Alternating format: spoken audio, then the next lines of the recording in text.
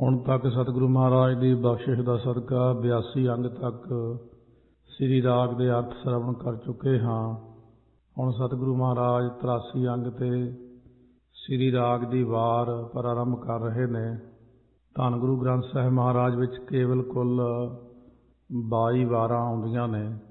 ਸੋ ਜਿਨ੍ਹਾਂ ਦੀ ਖੁਲਾਸੀ ਪੜਚੋਲ ਇਸ ਪ੍ਰਕਾਰ ਹੈ ਕਿ ਹਰ ਇੱਕ ਸੱਜਣ ਨੂੰ ਇਹਨਾਂ ਵਾਰਾਂ ਦਾ ਪੂਰਾ ਗਿਆਨ ਹੋਣਾ ਚਾਹੀਦਾ, ਕਿਉਂਕਿ ਆਪਾਂ ਪਹਿਲੀ ਵਾਰ ਦੇ ਅਰਥ ਪ੍ਰਾਰੰਭ ਕਰਨ ਜਾ ਰਹੇ ਹਾਂ। ਸੋ ਇਸ ਕਰਕੇ ਇੰਨੀ ਗੱਲ ਦੀ ਗਿਆਤ ਹੋਣੀ ਚਾਹੀਦੀ ਹੈ ਕਿ ਗੁਰੂ ਗ੍ਰੰਥ ਸਾਹਿਬ ਦੇ ਵਿੱਚ ਕੁੱਲ 31 ਰਾਗ ਹਨ।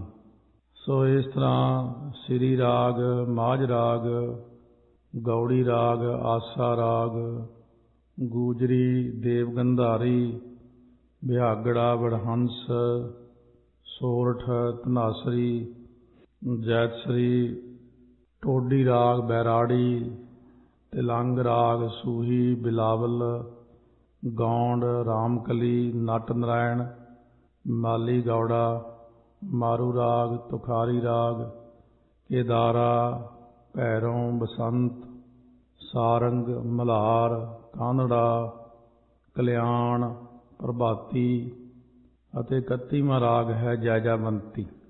ਸੋ ਇਸ ਤਰ੍ਹਾਂ ਕੁੱਲ 31 ਰਾਗ ਗੁਰੂ ਗ੍ਰੰਥ ਸਾਹਿਬ ਮਹਾਰਾਜ ਸੱਚੇ ਪਾਤਸ਼ਾਹ ਦੇ ਵਿੱਚ ਗੁਰਾਂ ਦੀ ਕਿਰਪਾ ਹੋਈ ਹੈ। ਸਾਰੇ ਰਾਗ ਮਿਲਾ ਕੇ, ਸੋ ਜਿਵੇਂ ਗੌੜੀ ਦੀਆਂ 11 ਜਾਤੀਆਂ ਨੇ, ਸੋ ਇਸੇ ਤਰ੍ਹਾਂ ਲਲਿਤ ਬਿਲਾਵਲ ਹੈ। ਸੂਹੀ ਰਾਗ ਵਿੱਚ ਕਈ ਜਾਤੀਆਂ ਅੱਗੇ ਲਿਖੀਆਂ ਹੋਈਆਂ ਨੇ।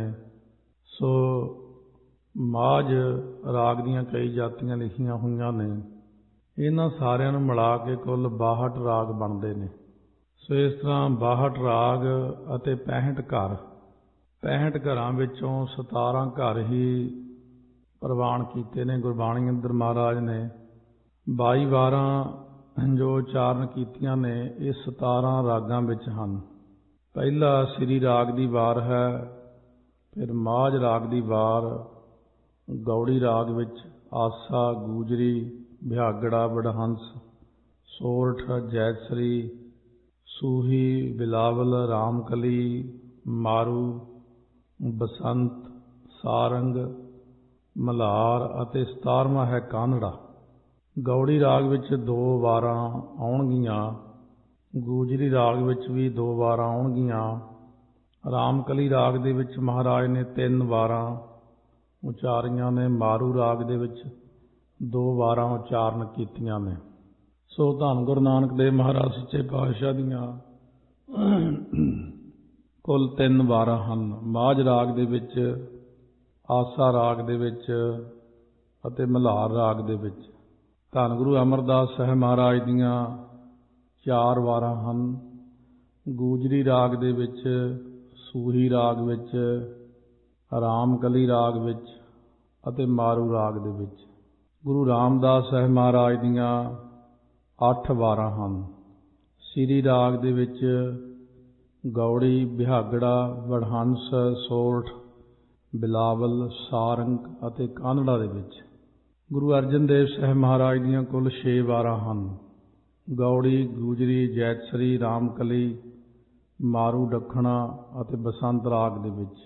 ਗੁਰੂ ਸਾਹਿਬਾਂ ਤੋਂ ਬਿਨਾਂ ਇੱਕ ਵਾਰ ਭਾਈ ਸੱਤਾ ਬਲਵੰਡਾ ਦੀ ਰਾਮਕਲੀ ਰਾਗ ਦੇ ਵਿੱਚ।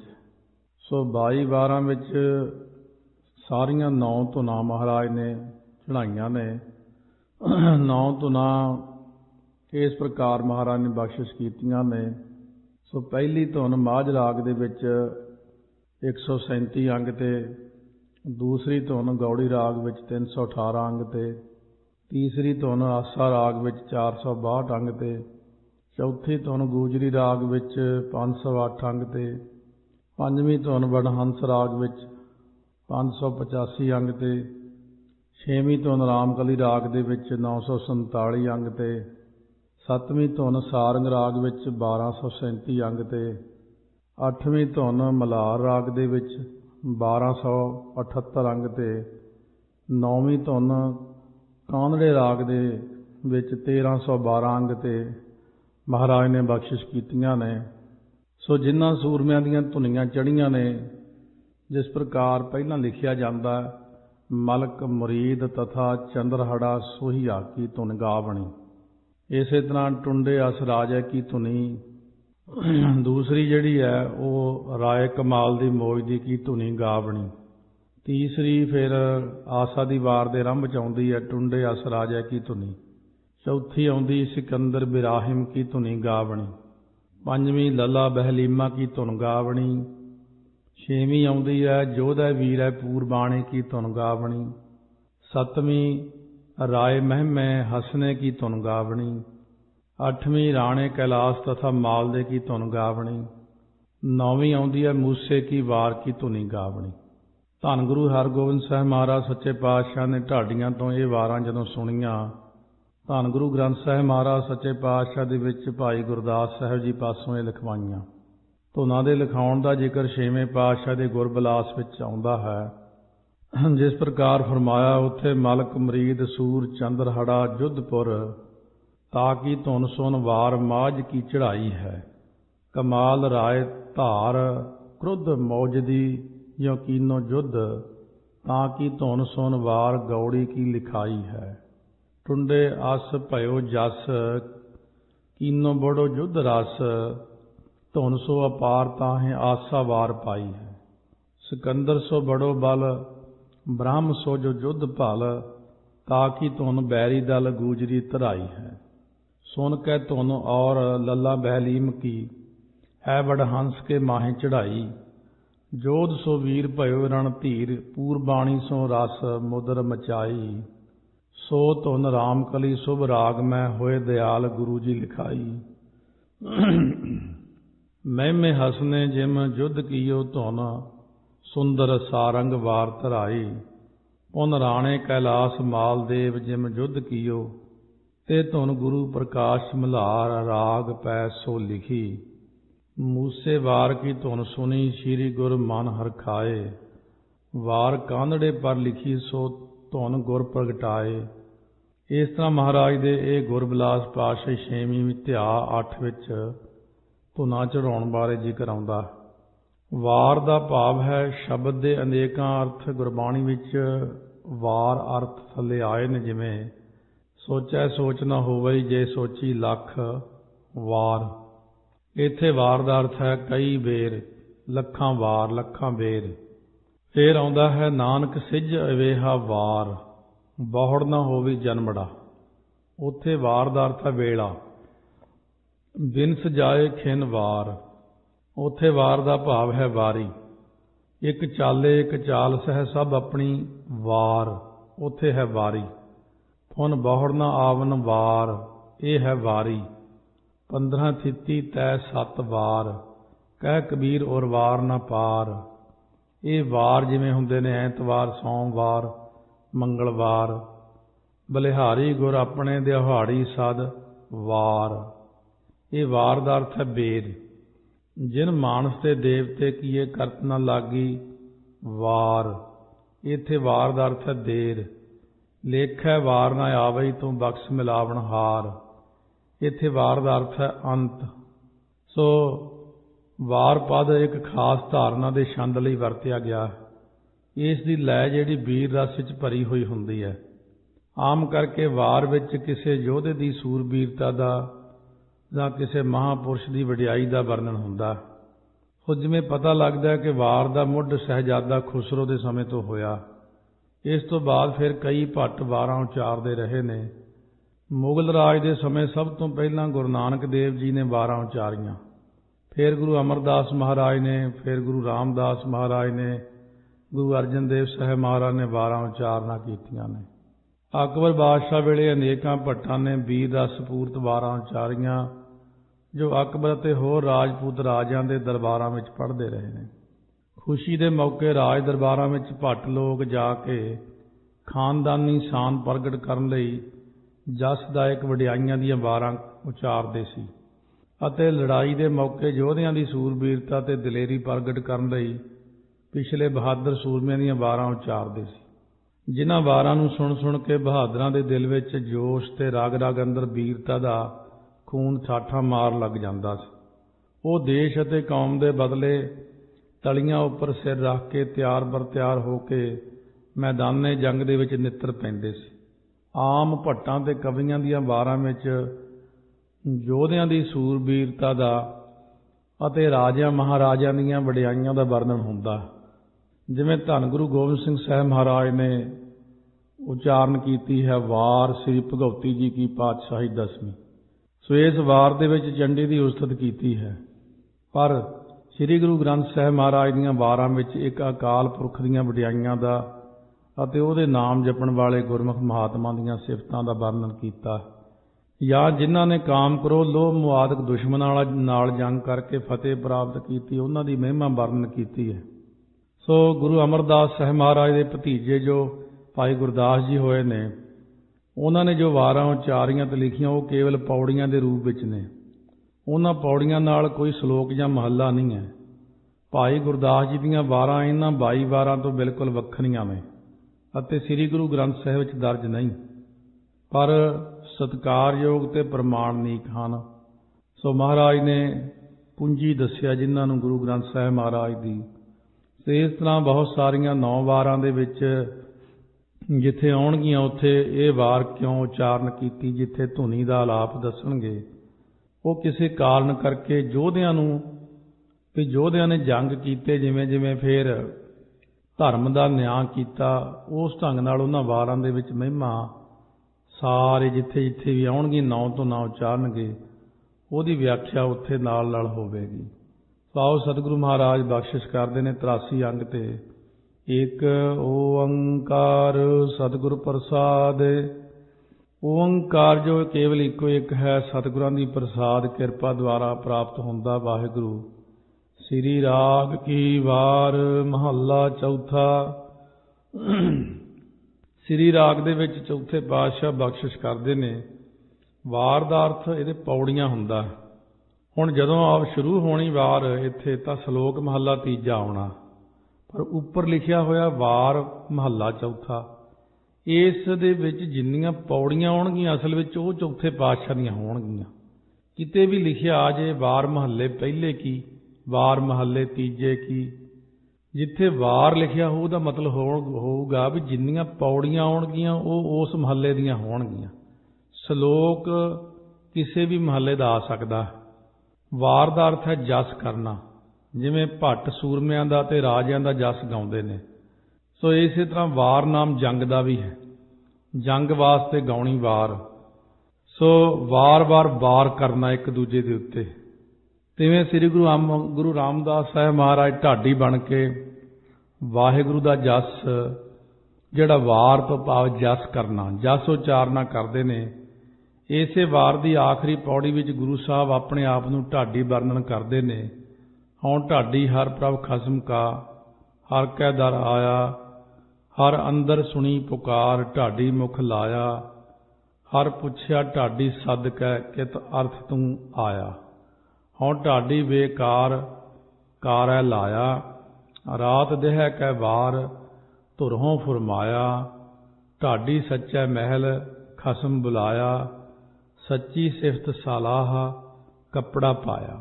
ਇਹ ਮਾਝ ਕੀ ਵਾਰ ਦੇ ਵਿੱਚ 4 ਪੰਗਤੀਆਂ ਔਰ ਇਹ ਸ੍ਰੀ ਰਾਗ ਵਾਲੀਆਂ ਪਹਿਲਾਂ 91 ਅੰਗ ਤੇ ਪੜ੍ਹੀਆਂ ਨੇ।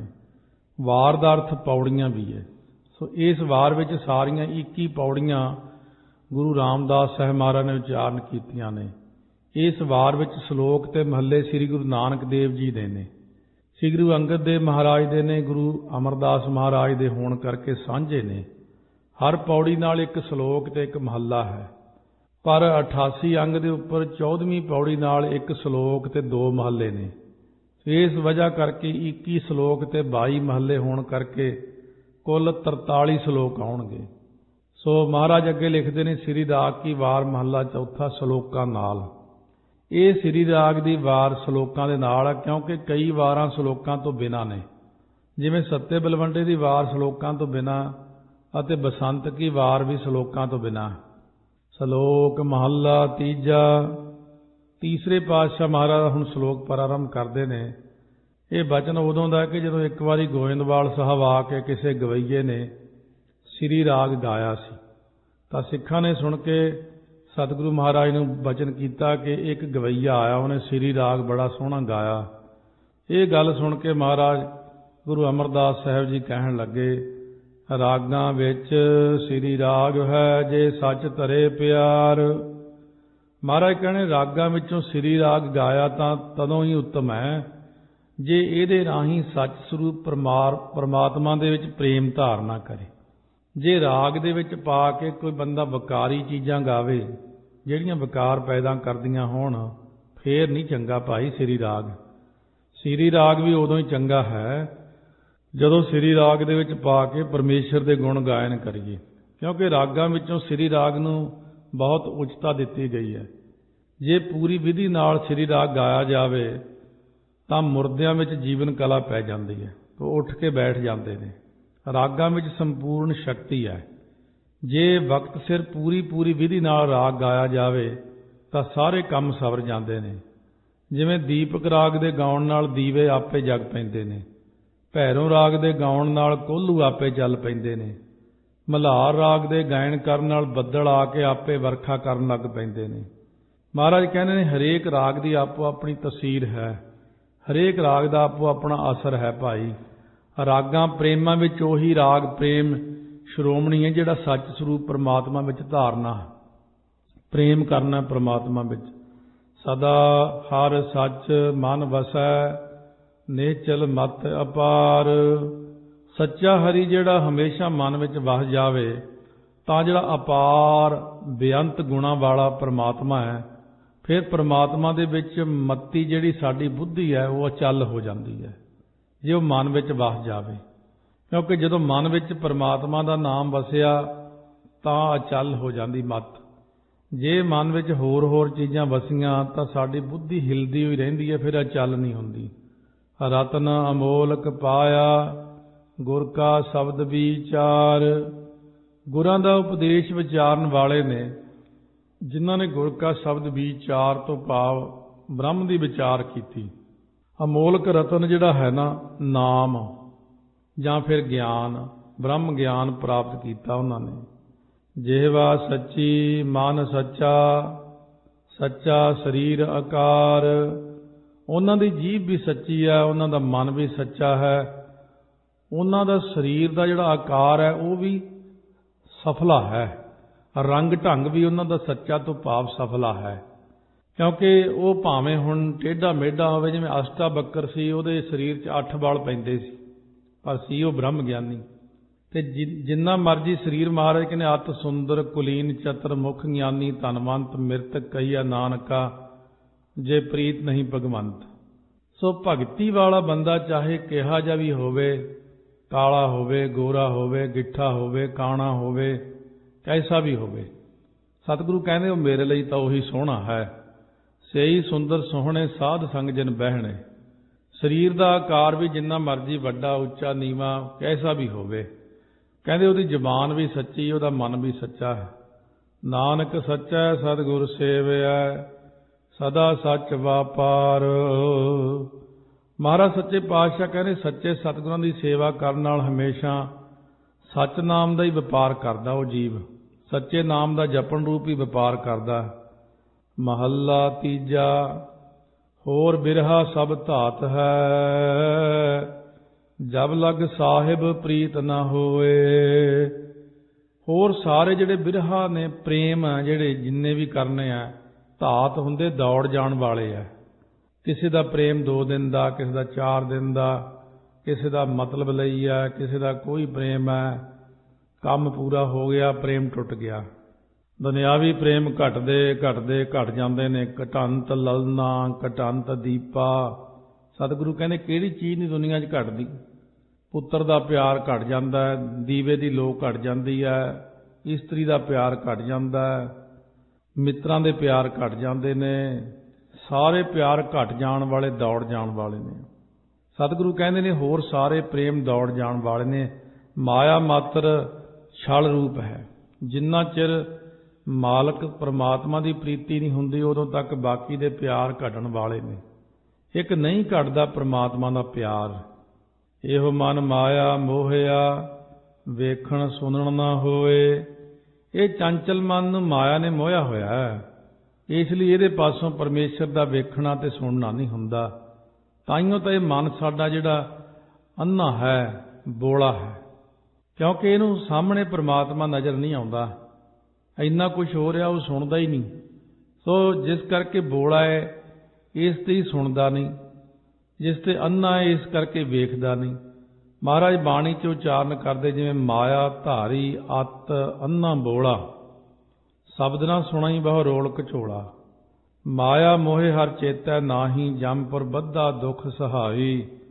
ਅੰਨਾ ਬੋਲਾ ਕਿਛ ਨਦਰ ਨਾ ਆਵੈ, ਮਨਮੁਖ ਪਾਪ ਬਚਾਵਣਿਆ। ਸਹਿ ਦੇਖੇ ਬਿਨ ਪ੍ਰੀਤ ਨਾ ਉਪਜੈ, ਅੰਧਾ ਕਿਆ ਕਰੇ। ਪ੍ਰੀਤੀ ਪੈਦਾ ਹੋਏ ਤੋਂ ਬਿਨਾ ਮਾਲਕ ਪਰਮਾਤਮਾ ਨੂੰ ਦੇਖ ਨਹੀਂ ਸਕਦਾ। ਕਾਵਿਆ ਗ੍ਰੰਥਾਂ ਵਿੱਚ 4 ਪ੍ਰਕਾਰ ਦੇ ਜਿਹੜੇ ਦਰਸ਼ਨ ਲਿਖੇ ਨੇ ਆਮ। ਇੱਕ ਹੁੰਦੇ ਪ੍ਰਤੱਖ ਦਰਸ਼ਨ ਹੋਣੇ, ਸੋ ਉਸਤਤ ਕਹਿਣ ਨਾ ਜਾਏ ਮੁਖੋਂ ਤੁਹਾਰੀਆ, ਮੋਹੀ ਦੇਖ ਦਰਸ ਨਾਨਕ ਬਲਿਹਾਰੀਆ। ਇੱਕ ਹੁੰਦੇ ਨੇ ਸੁਪਨੇ ਵਿੱਚ ਦਰਸ਼ਨ ਹੋਣੇ, ਸੁਪਨੇ ਉਭੀ ਭਈ ਗਹਿਓ ਕੀ ਨਾ ਅੰਚਲਾ, ਸੁੰਦਰ ਪੁਰਖ ਬਿਰਾਜਤ ਪੇਖ ਮਨ ਬੰਚਲਾ। ਸੁਪਨਾ ਆਇਆ ਭੀ ਗਿਆ, ਮੈਂ ਜਲ ਭਰਿਆ ਰੋਏ। ਤੀਜਾ ਹੁੰਦਾ ਚਿੱਤਰ ਦਰਸ਼ਨ, ਗੁਰ ਕੀ ਮੂਰਤ ਮਨ ਮਹਿ ਧਿਆਨ, ਗੁਰ ਕੈ ਸ਼ਬਦ ਮੰਤਰ ਮਨ ਮਾਨ। ਚੌਥਾ ਹੁੰਦਾ ਸ਼ਰਵਣ ਦਰਸ਼ਨ, ਕਹਿੰਦੇ ਤਿਸ ਕੀ ਸੋਏ ਸੁਣੀ ਮਨ ਹਰਿਆ, ਤਿਸ ਨਾਨਕ ਪਰਸਣ ਆਵੈ। ਇੱਥੇ ਸ਼ਰਵਣ ਦਰਸ਼ਨ ਅਨੁਸਾਰ ਭਾਵ ਇਹ ਹੈ ਕਿ ਸਹਿ ਦੇਖੇ ਬਿਨ, ਮਾਲਕ ਪਰਮਾਤਮਾ ਦੇ ਸ਼ਰਵਣ ਦਰਸ਼ਨ ਦੇਖੇ ਬਿਨਾ, ਆਸਤਕ ਭਾਵਨਾ ਧਾਰੇ ਤੋਂ ਬਿਨਾ ਪ੍ਰੀਤੀ ਪੈਦਾ ਨਹੀਂ ਹੁੰਦੀ ਮਨ ਦੇ ਅੰਦਰ। ਇਸ ਲਈ ਕਹਿੰਦੇ ਅੰਧਾ ਕਿਆ ਕਰੇ, ਇਸ ਲਈ ਅੰਨਾ ਗਿਆਨੀ ਪੁਰਸ਼ ਕੀ ਕਰ ਸਕਦਾ। ਨਾਨਕ ਜਿਨ ਅੱਖੀਂ ਲੀਤੀਆਂ ਸੋਈ ਸੱਚਾ ਦੇ। ਮਹਾਰਾਜ ਕਥਨ ਕਰਦੇ ਨੇ ਜਿਸ ਵਾਹਿਗੁਰੂ ਨੇ ਪ੍ਰਤੱਖ ਅੱਖਾਂ, ਸੁਰਤੀ ਸਿਮਰਤੀ ਰੂਪ ਅੱਖਾਂ, ਗਿਆਨ ਰੂਪ ਅੱਖਾਂ ਖੋਜ ਲਈਆਂ ਬੰਦੇ ਦੀਆਂ, ਫਿਰ ਬੰਦੇ ਨੂੰ ਕੀ ਦਿਖਣਾ। ਇਹ ਤਾਂ ਵਾਹਿਗੁਰੂ ਮਿਹਰ ਕਰੇ, ਉਹੀ ਸੱਚਾ ਦੇਵੇ ਤਾਂ ਇਹ ਸੁਜਾਖਾ ਹੋ ਕੇ ਦਰਸ਼ਨ ਕਰ ਸਕਦਾ, ਜੇ ਵਾਹਿਗੁਰੂ ਇਹਨੂੰ ਗਿਆਨ ਰੂਪ ਅੱਖਾਂ ਦੇ ਦੇਵੇ। ਸੋ ਜਿਸ ਗੁਰਮੁਖ ਜਗਿਆਸੂ ਨੇ ਗੁਰਾਂ ਪਾਸੋਂ ਗਿਆਨ ਵਿਰਾਗ ਰੂਪੀ ਅੱਖਾਂ ਲੈ ਲਈਆਂ ਨੇ, ਉਹ ਗੁਰਮੁਖ ਅੱਗੋਂ ਹੋਰਨਾਂ ਨੂੰ ਸੱਚੇ ਦੀ ਪ੍ਰਾਪਤੀ ਦਾ ਉਪਦੇਸ਼ ਕਰਦਾ ਹੈ। ਇੱਥੇ ਤੱਕ ਤੀਜੇ ਪਾਤਸ਼ਾਹ ਦੀ ਬਾਣੀ ਆਈ। ਹੁਣ ਜਦੋਂ ਲਿਖਣਗੇ ਹੁਣ ਪੌੜੀ, ਇਹ ਚੌਥੇ ਪਾਤਸ਼ਾਹ, ਜਿੰਨੀਆਂ ਵੀ ਪੌੜੀਆਂ ਆਉਣਗੀਆਂ ਇਹ ਚੌਥੇ ਪਾਤਸ਼ਾਹ ਮਹਾਰਾਜ ਦੀਆਂ ਹੋਣਗੀਆਂ। ਪੌੜੀ ਹਰ ਇੱਕੋ ਕਰਤਾ ਇੱਕ, ਇੱਕੋ ਦੀਵਾਨ ਹਰ। ਹਰ ਇੱਕ ਦੇ ਪੈਦਾ ਕਰਨ ਵਾਲਾ ਇੱਕ ਵਾਹਿਗੁਰੂ ਹੀ ਹੈ, ਔਰ ਇੱਕ ਵਾਹਿਗੁਰੂ ਹੀ ਫਿਰ ਸਾਰਿਆਂ ਦਾ ਦੀਵਾਨ ਤੋਂ ਭਾਵ ਹੁੰਦਾ ਆਸਰਾ ਹੈ। ਦੀਵਾਨ ਦਾ ਨਾਮ ਆਸਰਾ, ਦੀਵਾਨ ਹੁੰਦਾ ਕਚਹਿਰੀ, ਇੱਕ ਲਾਏ ਦੀ ਬਾਣ, ਉਹਨਾਂ ਨੂੰ ਬਾਣ ਆਦਤ ਹੀ ਹੈ ਲੈਤਾ ਕਰਨ ਦੀ, ਇੱਕ ਇਹ ਭਾਵ ਬਣਦਾ। ਇੱਕ ਹੁੰਦਾ ਦੀਵਾਨ, ਸੱਚੇ ਦਾ ਦੀਵਾਨ ਜਿਹੜਾ ਹੁਣ ਦੀਵਾਨ ਲੱਗਦਾ, ਉਹਦੀ ਕਚਹਿਰੀ ਜਿਹੜੀ ਅਥਵਾ ਸੱਚੇ ਦੇ ਦੀਵਾਨ ਲੱਗਣੇ। ਹਰ ਇੱਕ ਸਹਿ ਦਾ ਹੈ ਅਮਰ, ਇੱਕੋ ਹਰ ਚਿੱਤ ਧਰ। ਇੱਕ ਹਰੀ ਦਾ ਹੀ ਸਾਰਿਆਂ ਉੱਤੇ ਕਹਿੰਦੇ ਅਮਰ ਤੋਂ ਭਾਵ ਹੁਕਮ ਹੈ। ਇਸ ਲਈ ਇੱਕ ਵਾਹਿਗੁਰੂ ਨੂੰ ਚਿੱਤ ਵਿੱਚ ਯਾਦ ਰੱਖ, ਕਿਉਂਕਿ ਉਹਦਾ ਹੀ ਹੁਕਮ ਚੱਲਦਾ ਸਾਰੀ ਕਾਇਨਾਤ ਉੱਤੇ, ਸਾਰਿਆਂ ਲੋਕਾਂ ਵਿੱਚ, ਖੰਡਾਂ ਬ੍ਰਹਿਮੰਡਾਂ ਵਿੱਚ ਉਹਦਾ ਹੁਕਮ ਚੱਲਦਾ, ਕਿਉਂਕਿ ਉਹ ਵਿਆਪਕ ਹੈ। ਹਰ ਤਿਸ ਬਿਨ ਕੋਈ ਨਾਹੀਂ, ਡਰ ਭ੍ਰਮ ਭਉ ਦੂਰ ਕਰ। ਉਸ ਹਰੀ ਤੋਂ ਬਿਨਾਂ ਹੋਰ ਕੋਈ ਸਹਾਇਕ ਨਹੀਂ ਹੈ ਬੰਦੇ ਦਾ। ਉਸ ਹਰੀ ਦਾ ਆਸਰਾ ਲੈ ਕੇ ਜਮਾਂ ਦਾ ਡਰ, 5 ਪ੍ਰਕਾਰ ਦਾ ਭਰਮ, ਜਨਮ ਮਰਨ ਦਾ ਡਰ ਕਹਿੰਦੇ ਦੂਰ ਕਰਦੇ। ਹਰ ਤਿਸੈ 9 ਸਾਲ ਆਹੇ, ਜੇ ਤੁਧ ਰੱਖੈ ਬਾਹਰ ਘਰ। ਕਹਿੰਦੇ ਪਿਆਰੇ ਗੁਰਮੁਖਾ, ਉਸ ਹਰੀ ਪ੍ਰਮਾਤਮਾ ਨੂੰ ਸਲਾਹੁਣਾ ਕਰ ਰਾਤ ਦਿਨ, ਜਿਹੜਾ ਹਰੀ ਤੈਨੂੰ ਬਾਹਰ ਅਤੇ ਘਰ ਵਿੱਚ ਵੀ ਰੱਖਦਾ ਹੈ, ਹਮੇਸ਼ਾ ਉਹ ਸਾਡੀ ਰੱਖਿਆ ਕਰਦਾ ਹੈ। ਸੋ ਮਹਾਰਾਜ ਨੇ ਜਿਵੇਂ ਬਚਨ ਕੀਤਾ ਹੈ ਕਿ ਊਠਤ ਸੁਖੀਆ ਬੈਠਤ ਸੁਖੀਆ, ਭਉ ਨਹੀਂ ਲਾਗਿਆ ਜਾਂ ਐਸੇ ਬੁਝਿਆ। ਰਾਖਾ ਏਕ ਹਮਾਰਾ ਸੁਆਮੀ, ਸਗਲ ਘਟਾ ਕਾ ਅੰਤਰਜਾਮੀ। ਘਰ ਸੁਖ ਵਸਿਆ ਬਾਹਰ ਸੁਖ ਪਾਇਆ, ਕਹੋ ਨਾਨਕ ਗੁਰ ਮੰਤਰ ਦ੍ਰਿੜਾਇਆ। ਵਾਹਿਗੁਰੂ ਸਾਨੂੰ ਹਮੇਸ਼ਾ ਘਰ ਬਾਹਰ ਤੇਰਾ ਪ੍ਰਭਾਸਾ, ਤੂੰ ਜਨ ਕਹਿ ਹੈ ਸੰਗ। ਸਤਿਗੁਰੂ ਕਹਿੰਦੇ ਬਾਹਰ ਵੀ ਉਹੀ ਰੱਖਦਾ, ਘਰ ਦੇ ਅੰਦਰ ਵੀ ਉਹਦੀ ਰੱਖਿਆ ਹੀ ਹੈ। ਹਰ ਜਿਸਨੂੰ ਹੋਏ ਦਇਆਲ, ਸੋ ਹਰ ਜਪ ਭਉ ਬਿਖਮ ਤਰ। ਜਿਸ ਉੱਤੇ ਹਰੀ ਪ੍ਰਮਾਤਮਾ ਦਿਆਲੂ ਹੁੰਦਾ ਹੈ, ਉਹ ਬੰਦਾ ਵਾਹਿਗੁਰੂ ਵਾਹਿਗੁਰੂ ਜਪ ਕੇ ਭੈ ਦਾ ਇੱਕ ਜਿਹੜਾ ਬਿਖਮ ਕਠਨ ਸੰਸਾਰ ਸਾਗਰ ਤੋਂ ਤਰ ਜਾਂਦਾ। ਹਰ ਜਿਸਨੂੰ ਹੋਏ ਦਇਆਲ, ਸੋ ਹਰ ਜਪ ਭਉ ਬਿਖਮ ਤਰ। ਸੋ ਇਸ ਤਰ੍ਹਾਂ ਮਹਾਰਾਜ ਨੇ ਇਹ ਪਹਿਲੀ ਵਾਰ ਜੋ ਉਚਾਰਨ ਕੀਤੀ ਅਤੇ ਸ਼ਲੋਕ ਮਹੱਲਾ ਤੀਜਾ ਤੀਜੇ ਪਾਤਸ਼ਾਹ ਸ਼ਲੋਕ ਸਰਵਣ ਕੀਤੇ ਨੇ।